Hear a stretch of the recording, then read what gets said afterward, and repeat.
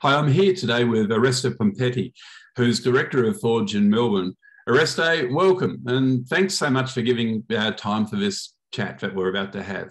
Great to be here, Tim. So, Oreste, perhaps you could start off by telling us a little bit about Forge. What is Forge? So Forge is a missional training network seeking to birth and nurture the missional church. And so in that sense, it's missional. It is looking to go beyond what we've currently established as a church to essentially be on mission. And that could be planting churches or missional communities or a varied expression or variety of churches. So in that sense, we're missional, but we're also about training. We want to train, equip and empower people that really feel that sense from God to go out on mission in their neighborhood and context, be that to plant, start up a community. And we're also a network. So that's also important to realize that we want to stay connected and we're very much relational in that sense. And in seeking to birth different expressions of church, we also want to birth them, but we also want to nurture them. That picks up the sense that we really lean a lot into, I guess, Ephesians 4, APES typology, the apostolic edge to go and plant, to go into new ventures in the pioneering spirit, but also the nurturing, shepherding, teaching side, which is also necessary. So we're about all those things, and that's our mission.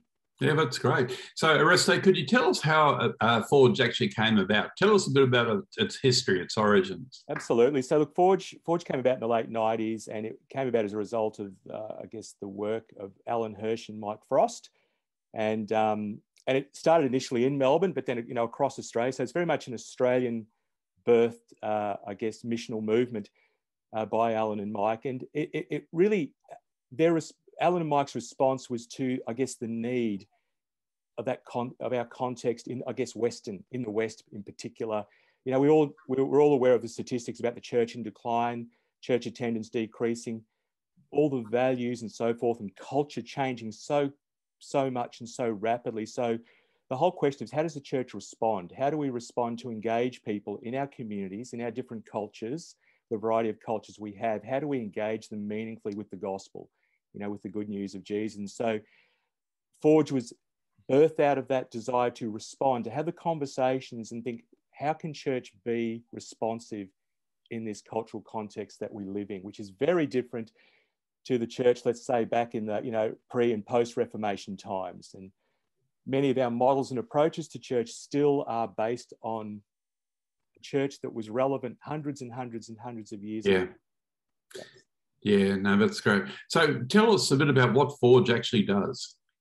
So Forge essentially then seeks to train, coach, enable people that desire to move into that space and respond to God by his Spirit as to what is needed in a particular context, neighborhood or location, a city, a region. So the training that we provide, there is structured training, probably our premier training we would call the Forge Residency, which is at the moment, because of COVID and lockdowns and not being able to meet face-to-face, we run that as a 6-month, what we call residency. Yes. And we essentially there seek to take residents on a learning journey. We don't want to take them out of their context. We want them to remain where they are, but seek to assist them to think about their worldview, or we would talk a lot about paradigms, the things that sit behind the reason we do things. So looking at a deeper look of what we think about church, around mission, God, Jesus. Okay. And so the training really leans into that. The residency does that over 6 months, very deep in terms of theological reflection, but also very practical, and really wanting to enable and empower people to take that paradigm and then in their context, build what they need to build that is responsive. So we don't give a packaged model of this is how you do it in a cookie cutter fashion. That's the residency. Having said that, not everyone's going to be up for a residency. So we offer 4-week or 4-session points of learning and training. And we would call that, we would base that on The Forgotten Ways, which is a book by Alan Hirsch, which really, it's not the only book that we would lean on in terms of content, but it's one that beautifully describes the nature of the paradigms, our worldviews. Because if we don't address that, whatever we build, whatever we do practically, we're just replicating the same thing and we're just sort of tweaking around the edges. Yeah. So the training, the learning, it starts with a conversation. For some people, it could just be a coffee to begin to talk about these things and encourage people to think there is a way that we can view things. And we believe it's the perspective that Jesus took. And Yeah. so we embed the training in the perspective that Jesus took as he was led by the Spirit, going about the business that the Father, or the work that the Father had given him to do. Sounds fantastic. Sounds great. I understand one of the areas that you work in is helping churches address the whole issue of spiritual consumerism. Could you articulate a little bit about how you help churches address this all-pervasive issue? Absolutely. So that's one of the, I guess, one of the cultural pieces that really, I guess, initiated the birthing of Forge back in the late 90s. That the biggest, I guess, challenge in many ways to the church in engaging people with the gospel is this reality of consumerism in our society, our broader society, that people, consume. They want to buy the latest and greatest. They want the best, and we are reduced to just consumers in that sense, and that's really filtered and flowed into the church. And so we get people to think about in the training what we're doing, what are our activities, and we might then get people in training thinking about what do they do in church? That's services, prayer meetings, a whole range of things we do, but how do you do it? Think deeply about how you do it. What are you offering? And it always comes back to this whole, it comes back to Jesus, but then the reality of what we're called to is to make disciples. Above and beyond, or more central than planting churches, is making disciples. It must come to that.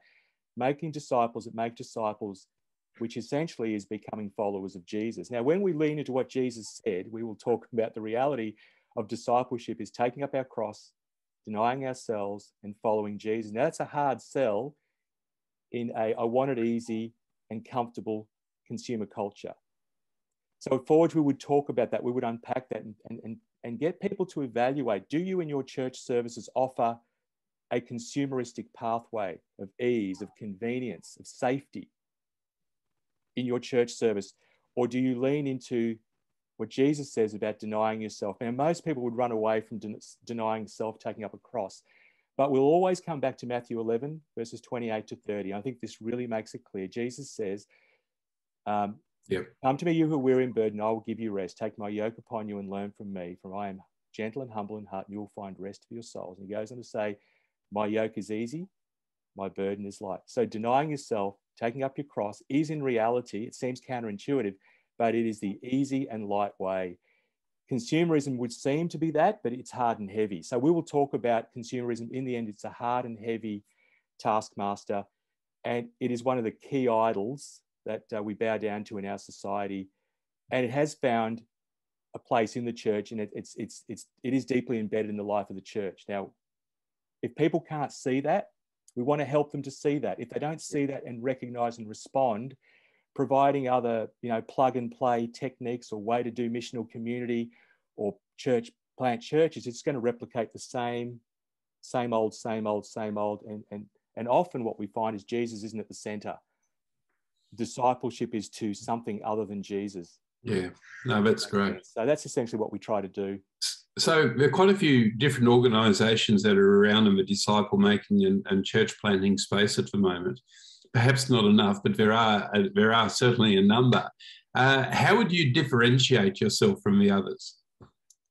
I guess the key differentiation or distinctive of Forge is that we focus a lot on a word that I've used quite a bit, paradigms, the paradigm shift, because that's fundamental. And that's often, there's some work involved in that. It's not the first thing people tend to want to do, but we feel it's important because what we've observed is that by just saying, plant a missional church community, plant a micro church or just a more traditional church, whatever it might be, start a new missional enterprise. If you still have the same old paradigms that are really enmeshed and have consumerism embedded in them, you're going to replicate the same issues. Yes. So we feel our distinctive is to work on the paradigm, and we believe then that what comes out of that paradigmatic framework is you will build in different ways. There'll be different expressions of church. It could be micro, mega, or other things that we're exploring is meta church, which is another thing as well. These are all valid expressions. If we look to Jesus first and then see how he did mission and let the way of Jesus inform how we do our missional practice, what we end up with is an ecclesiology or a church that it's going to look very different in different contexts. It could be small, it could be big. That's not the issue. So that's the paradigm flow that we want. Let's start with Jesus. However, the building, the models, the different expressions, they can be many and varied. And there are some other great missional operators out there that really work more in the, what I would call the models. The models and the approaches. They are all valid, but they are not the only way to do it. We feel what we provide is a foundational paradigm on which. So do you partner or collaborate with other ministries? Absolutely. We would really want, we see ourselves wanting to partner with Exponential, also with New Thing, also doing the church planning multiplication thing as well. There are other, missional organizations. We have, for example, another one would be Surrender. They lean more into the social justice space and ministering to people on the margins. So we would have a partnership connection with them. There are others that I know that are involved with what was originally 3DM here in Australia, which has emerged, I think, into Catalyzed Change. And I think I also know that Dale and the guys at Crossway, I think it's 3D. BDC. 3D. Aware of all that work, and we applaud it and we celebrate it, and we want to work and partner together. So when to make it clear, when people go on a residency with us, or we have conversations, wherever it might be, whether it's a 6-month journey or a 1-hour chat over coffee or over Zoom in COVID. That's right. COVID times. Over coffee. Yeah, if we get a sense and we discern they've got enough of the paradigm shift, they're looking for a more specific way to then take the next step and how to build on that in their context. It could be a conversation with Dale's team, or with Craig Ogden and Steve Ruggiero, Catalyzed Change. It could be that is a better way for them to go, or maybe a conversation with Charlene at Surrender. Yeah, sure. Or it could be, hey, come with us and let us help you or work with you, come alongside to work on the paradigm shift. So we are not the only ones in this space, and so we feel partnership and collaboration is important, because what we want to see is people entering at the right point for them at that point in time, and it's going to look different for different people. Yeah, no, that's great. So why would I engage with Forge?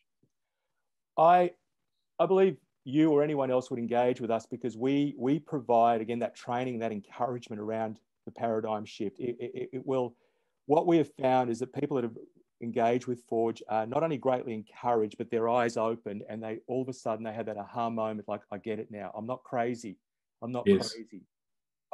I see this, and this is exciting, and this is energizing me. So there's that sense that it's relational, it's empowering, it releases people to the big vision of God that He has for them. Yes. People feel like the box has been broken and they are free. So that's why what engagement with Forge will bring about. However, we realize once the box is broken, there does need to be some kind of structure. There do need to be next steps. And so we provide a kind of learning that's experiential. We call it action reflection learning. It's informed by a deep theological foundation, but it's also very experiential and immersive. And that is an interesting, exciting, enjoyable way to learn, but it also causes at times to go into a situation of realizing this is too hard, this is too big. And so we'll talk about liminality, being caught between the now and not yet. Yes. Where we were and where we're going to, or being out of our comfort zone. Yeah. And what we do at Forge, we help people journey through liminality.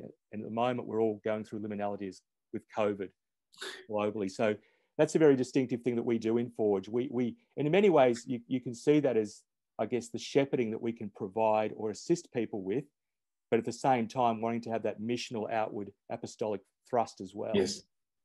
Our approach provides both. Yeah, no, that's great. So last question for Oreste. Thank you so much for your time. But if people want to connect with Forge, you or Forge, how can they do that? Easiest way is jump on our website or go to our Facebook page. Probably the website is best, forgemelbourne.com. There are, you can sign up for the newsletter or e-subscription, or there's a contact form by mobile. Is there an email address? It's all there. Reach out to us that way, or you can jump on the Facebook page and send us a message. Check out the content that's on the Facebook. More particularly, I think the website is probably the best one for content. But reach out, happy to have a coffee, phone call, Zoom chat. That's me or others on the leadership team. We're really keen to have these conversations. And even if it's a conversation that steers people in a direction to one of the other, what I would call our other partners, we would welcome that, because we're really all in. I know it's a cliche, it's overused, but we really are all in this together. Yeah. And it's just so important to be working together as one. Okay. Really developing diversity to unleash unity is really what we want to see.